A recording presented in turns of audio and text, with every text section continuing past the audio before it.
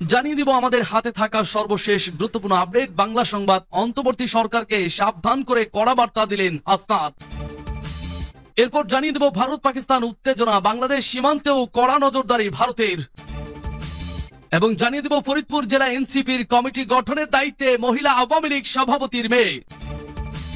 আরো জানিয়ে দিব 17 বছর গাছে পানি দিয়েছে বিএনপি, ফল খেয়েছেন আপনারা, বলছে মির্জা আব্বাস। এবং জানিয়ে দিব নির্বাচনের সুনির্দিষ্ট তারিখ চাইলেন রিজভী। সর্বশেষ জানিয়ে দিব জোট নয়, এককভাবেই নির্বাচন করবে গণ অধিকার পরিষদ। শুনছিলেন সংবাদ শিরোনাম, এখন বিস্তারিত। তবে তার আগে অনুরোধ থাকবে ভিডিওটিতে একটি লাইক এবং কমেন্টস করে জানিয়ে দিন আজকের এই ভিডিও সম্পর্কে আপনার মূল্যবান মতামত। আর অবশ্যই এই ভিডিওটি আপনার ফেসবুক সোশ্যাল মিডিয়ায় শেয়ার দিয়ে ছড়িয়ে দিন, আর জানিয়ে দিন আপনি কোন জেলা থেকে বা কোথা থেকে আমাদের সংবাদ শুনছেন এবং দেখছেন। অন্তর্বর্তী সরকারকে সাবধান করে কড়া বার্তা দিলেন হাসনাত। জাতীয় নাগরিক পার্টির দক্ষিণাঞ্চলের মুখ্য সংগঠক হাসনাত আব্দুল্লাহ বলেছেন, চিন্ময়ের জামিনকে কোনো বিচ্ছিন্ন ঘটনা মনে করি না। চিন্ময়ের ঘটনার শুরু থেকেই ভারতীয় আধিপত্যবাদ এদেশের ওপর অন্যায় প্রভাব বিস্তারের চেষ্টা করেছে। বৃহস্পতিবার নিজের ভেরিফাইড আইডি থেকে দেওয়া এক পোস্টে এসব কথা বলেন হাসনাত আব্দুল্লাহ। তিনি বলেন, চিন্ময়ের জামিনও কি সেই চাপের কাছে নথি স্বীকার করেই দেওয়া হলো? অন্তর্বর্তীকালীন সরকারকে সাবধান করে হাসনাত বলেন, ইন্টারিয়াম সাবধান, আলিফের রক্তের ওপর দাঁড়িয়ে ভারতীয় আগ্রাসনের রাস্তা উন্মুক্ত করলে পরিণতি ভালো হবে না। ভারত পাকিস্তান উত্তেজনা, বাংলাদেশ সীমান্তেও কড়া নজরদারি ভারতের। পেহেলগাঁওয়ে ভয়াবহ সন্ত্রাসী হামলায় 26 জন নিহত হবার পর পাকিস্তানের সঙ্গে ক্রমবর্ধমান উত্তেজনার প্রেক্ষাপটে পূর্ব সীমান্ত জুড়ে উচ্চ সতর্কতা জারি করেছে ভারত। নিরাপত্তা সংস্থা ও আইন শৃঙ্খলা বাহিনীকে বিশেষভাবে সতর্ক থাকতে বলা হয়েছে। বিশেষত বাংলাদেশ ও মিয়ানমার সীমান্তবর্তী অঞ্চলে গোয়েন্দা সূত্রের বরাত দিয়ে ইন্ডিয়া টুডে জানায়, সীমান্তে অস্থিতিশীল পরিস্থিতি সৃষ্টির আশঙ্কায় বাংলাদেশ ও মিয়ানমার সংলগ্ন এলাকাগুলোতে নজরদারি জোরদার করা হয়েছে। পশ্চিমবঙ্গের মুর্শিদাবাদে সাম্প্রতিক সহিংসতা এবং ওয়াকফ আইন বিরোধী আন্দোলনের সময় ঘটে যাওয়া দাঙ্গার পেছনে সীমান্তের দুষ্কৃতকারীদের সংশ্লিষ্টতা ছিল বলে দাবি করা হয়েছে। সেই দাঙ্গায় অন্তত 3 জন নিহত, শতাধিক আহত হন। কেন্দ্রীয় সরকারের কাছে জমা দেওয়া প্রতিবেদনে দাবি করা হয়, ওই সহিংসতা উস্কে দিতে বাংলাদেশি উপদ্রবকারীরা জড়িত ছিল। এই প্রেক্ষাপটে ভারতীয় বাহিনী বাংলাদেশ সীমান্ত জুড়ে টহল ও নজরদারি জোরদার করেছে। গোয়েন্দা সংস্থাগুলোর আশঙ্কা, পূর্বাঞ্চলীয় সীমান্ত ব্যবহার করে অনুপ্রবেশ কিংবা বিশৃঙ্খলার চেষ্টা হতে পারে। উল্লেখ্য,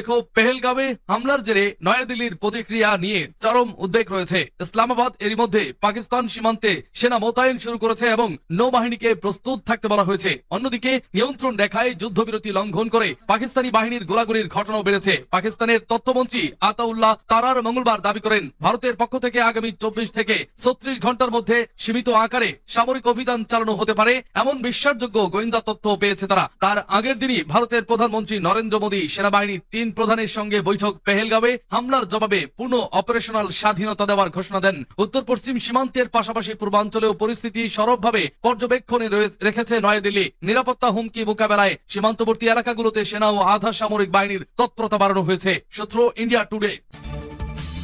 ফরিদপুর জেলা এনসিপির কমিটি গঠনের দায়িত্বে মহিলা আওয়ামী লীগ সভাপতির মেয়ে। ফরিদপুরের জাতীয় নাগরিক পার্টির এনসিপি কমিটি গঠনের দায়িত্ব পেয়েছেন জেলা মহিলা আওয়ামী লীগের সভাপতি মাহমুদা বেগমের মেয়ে সৈয়দা নীলিমা দোলা। দোলার বাবা সৈয়দ গোলাম দস্তগীর পেশায় ব্যবসায়ী। গত মঙ্গলবার এনসিপির সদস্য সচিব আক্তার হোসেন ও মুখ্য সংগঠক দক্ষিণাঞ্চল হাসনাত আব্দুল্লাহ স্বাক্ষরিত চিঠি থেকে এ তথ্য জানা গেছে। ওই চিঠিতে ফরিদপুর অঞ্চলের তত্ত্বাবধায়ক করা হয়েছে মোহাম্মদ আবিদুর রহমানকে এবং সংগঠক করা হয়েছে মোহাম্মদ রাকিব হোসেনকে। এছাড়া ফরিদপুর অঞ্চলের 5টি জেলা ফরিদপুর, গোপালগঞ্জ, মাদারীপুর, শরীয়তপুর, রাজবাড়ী থেকে 2 জন করে কেন্দ্রীয় কমিটির সদস্য হিসেবে উল্লেখ করা হয়েছে। ফরিদপুর জেলার কেন্দ্রীয় কমিটির সদস্য হিসেবে যে 2 জনের নাম উল্লেখ করা হয়েছে তাদের একজন হলেন সৈয়দা নীলিমা দোলা। সৈয়দা নীলিমা 2017 সালে ঢাকা বিশ্ববিদ্যালয় থেকে সঙ্গীত বিভাগে মাস্টার্স সম্পন্ন করেন। বর্তমানে চিনে কার্টেল নামে একটি চলচ্চিত্র নির্মাতা প্রতিষ্ঠানের স্বত্বাধিকারী তিনি। সৈয়দা নীলিমা দোলা বলেন, আমার পরিবারের সদস্যদের আওয়ামী রাজনীতি করা সংক্রান্ত কিছু পোস্ট আপনাদের সামনে আসতে পারে। আমি নিজে এর একটা ব্যাখ্যা রাজপথের সহযোদ্ধাদের দিয়ে রাখতে চাই।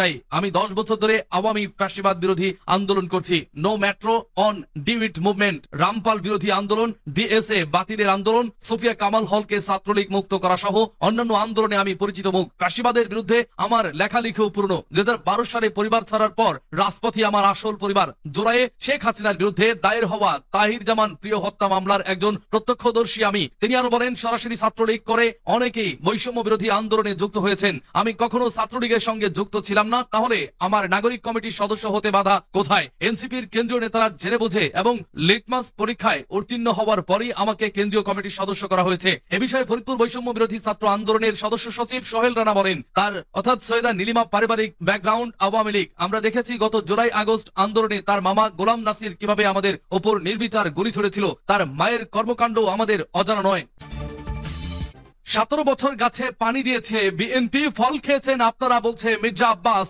বিএনপির স্থায়ী কমিটির সদস্য মির্জা আব্বাস বলেছেন, আমি আশ্চর্য হয়ে যাই, কিছু কিছু ছেলে বলে 17 বছর আপনারা কি করেছেন? আরে 17 বছর আমরা গাছের গোড়ায় পানি ঢেলে তা নরম করেছি, সেই গাছের আগায় বসে আপনারা এখন ফল খাচ্ছেন। বৃহস্পতিবার বিকেলে রাজধানীর নয়াপল্টনে মহান মে দিবস উপলক্ষে আয়োজিত সমাবেশে তিনি এসব কথা বলেন। এই সমাবেশের আয়োজন করে জাতীয়তাবাদী শ্রমিক দল। মির্জা আব্বাস বলেন, বিএনপি কে শুনতে হয় 17 বছরে কোনো কিছুই করে নাই। কেউ কি বলতে পারবেন বিএনপির নেতা কর্মীরা জেলে যায়নি? এমনকি তারেক রহমান পর্যন্ত জেলে ছিল। আশ্চর্য হতে হয়, কিছু কিছু ছেলে বলে 17 বছর বিএনপি কি করছে। এটা যারা বলে তারা মিথ্যার সাগরে বসবাস করে, তারা বিএনপি কে ক্রেডিট কৃতিত্ব দিতে চায় না। মির্জা আব্বাস বলেন, একা একা ক্রেডিট নিতে গিয়ে দেশটাকে ধ্বংস করবেন না, সামনে দেশের দুর্দিন মারাত্মকভাবে এগিয়ে আসছে। তিনি বলেন, আমরা ফ্যাসিস্টদের বিরুদ্ধে কথা বলতে বলতে নিজেরাই ফ্যাসিস্ট হয়ে যাচ্ছি কিনা একটু খেয়াল রাখা দরকার। আমি যা বলেছি আবারও বলছি, ফ্যাসিস্ট তাড়াতে গিয়ে আমরা আবার ফ্যাসিস্ট হয়ে যাচ্ছি কিনা সেটা খেয়াল রাখবেন। আমরা বলতে কেবল বিএনপির কথা বলি নাই, সবার কথা বলছি আমি। অনৈক্য দেশটাকে শেষ করে দেবে এমনটি উল্লেখ করে মির্জা আব্বাস বলেন, এক একজন এক এক কথা বলছে, কেউ কারো কথা মানছে না। জাতিসংঘের তত্ত্বাবধানে মিয়ানমারের রাখাইনে সহায়তা পাঠানোর জন্য মানবিক করিডর স্থাপন নিয়ে চলমান আলোচনা প্রসঙ্গে মির্জা আব্বাস বলেন, মানবিক করিডর দিতে গিয়ে পৃথিবীর বহু দেশ ধ্বংসের মুখোমুখি হয়েছে। এই সমাবেশে বিএনপির ভারপ্রাপ্ত চেয়ারম্যান তারেক রহমান ভার্চুয়ালি যুক্ত হয়ে প্রধান অতিথির বক্তব্য দেন। বিশেষ অতিথির বক্তব্য দেন দলের মহাসচিব মির্জা ফখরুল ইসলাম আলমগীর। আরো বক্তব্য দেন বিএনপির স্থায়ী কমিটির সদস্য গয়েশ্বর চন্দ্র রায়, নজরুল ইসলাম খান প্রমুখ। নির্বাচনের সুনির্দিষ্ট তারিখ চাইলেন রিজভী। নির্বাচনের সুনির্দিষ্ট তারিখ ঘোষণা এবং নির্বাচনের মাধ্যমে জনগণের অধিকার জনগণের কাছে ফিরিয়ে দেওয়ার দাবি জানিয়েছেন বিএনপির সিনিয়র যুগ্ম মহাসচিব অ্যাডভোকেট রুহুল কবির রিজভী। বৃহস্পতিবার বরিশালের অশ্বিনী কুমার হল চত্বরে জেলা ও মহানগর শ্রমিক দল আয়োজিত মহান মে দিবসের র্যালি পূর্ব সমাবেশে এই দাবি জানান তিনি। জেলা শ্রমিক দলের আহ্বায়ক ফয়েজ আহমেদের সভাপতিত্বে সমাবেশে অন্যান্যের মধ্যে বক্তব্য রাখেন বিএনপির কেন্দ্রীয় স্বাস্থ্য বিষয়ক সম্পাদক ডাক্তার মোহাম্মদ রফিকুল ইসলাম, কেন্দ্রীয় সহ সাংগঠনিক সম্পাদক আকুন কুদ্দুসুর রহমান ও আবু নাসের রহমতুল্লাহ সহ স্থানীয় নেতৃবৃন্দ।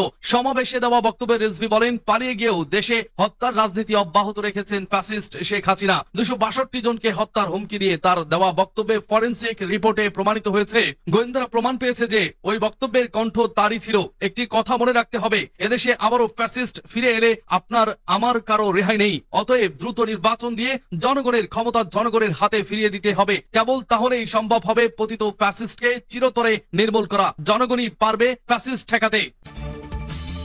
জোট নয়, এককভাবেই নির্বাচন করবে গণ অধিকার পরিষদ। গণ অধিকার পরিষদের উচ্চতর পরিষদ সদস্য গণমাধ্যম সমন্বয়ক আবু হানি বলেছেন, আগামী জাতীয় সংসদ নির্বাচনকে সামনে রেখে বিএনপির সঙ্গে জোট করা বা আসন ভাগাভাগি নিয়ে কোনো সমঝোতা কিংবা এ বিষয়ে আলাপ হয়নি। তিনি বলেন, গণ অধিকার পরিষদ বিএনপির সঙ্গে যুগপৎ আন্দোলনে থাকলেও নির্বাচনী জোটের বিষয়ে কোনো আলোচনা হয়নি। এমনকি সবশেষ বিএনপির সঙ্গে বৈঠকটিও যুগপৎ আন্দোলনের বৈঠকের ধারাবাহিকতার অংশ ছিল। বৃহস্পতিবার গণ অধিকার পরিষদের পক্ষ থেকে গণমাধ্যমে পাঠানো এক বিবৃতিতে এসব কথা বলেন তিনি। আবু হানি বলেন, গণ অধিকার পরিষদ পরিষ্কারভাবে ঘোষণা দিয়েছে 300 আসনে এককভাবে নির্বাচন করবে। তবে নির্বাচনের আগ মুহূর্তে যদি কোনো জোটে যায় কিংবা গণ অধিকার পরিষদের নেতৃত্বে কোনো জোট গঠন হয়, সে বিষয়টিও দলীয় ফোরামে আলোচনা করে দলের নেতাকর্মীদের মতামতের ভিত্তিতে সিদ্ধান্ত নেওয়া হবে। এদিকে দুই একটি গণমাধ্যমে প্রকাশিত সংবাদের বিষয়ে আবু হানি বলেছেন, ওই সংবাদে গণ অধিকার পরিষদের কোনো বক্তব্য নেওয়া হয়নি। তাতে বলা হয়েছে পটুয়াখালী 3 আসনে গণ অধিকার পরিষদের সভাপতি নুরুল হক নূরের সঙ্গে সমঝোতা হয়েছে। আমরা মনে করি এতে বিভ্রান্তি ছড়াতে পারে, ফলে অন্য কোনো নিউজে বিভ্রান্ত না হওয়ার অনুরোধ রইল। পাশাপাশি সাংবাদিকদের প্রতি তিনি অনুরোধ করেছেন, গণ অধিকার পরিষদের জোট কিংবা আসন ভাগাভাগি কোনো সংবাদ প্রকাশের আগে যেন তাদের দলের বক্তব্য নেওয়া হয়।